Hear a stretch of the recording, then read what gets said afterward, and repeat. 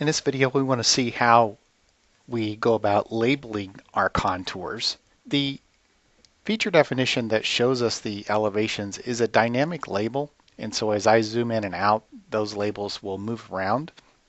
Those are not something that we are allowed to plot. They're simply just a visualization, temporary.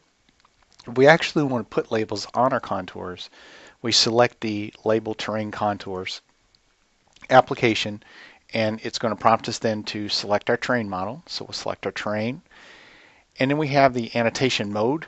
We can label all contours, or we can label just the major contours, and then we need to pick the dimension style, and we have one set up here called dimension contours, and then we can follow the line or use the upslope method.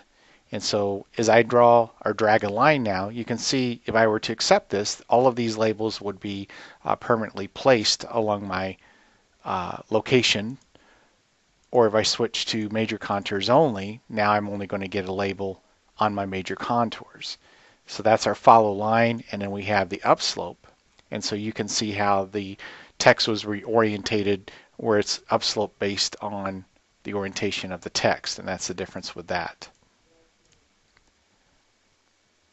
Once I click to accept that second point, then that text becomes permanent to the drawing, and so I can actually select that text, and it's going to use the active microstation symbology. And so I had selected my level and color I wanted to place that on, and that way this text would then be able to be plotted. And again, the text though that is part of the feature definition is a temporary text label, and that will not show up if you plot. Using this command, however, will make permanent labels onto your contours, and you can decide then where you want those labels and have full control over that.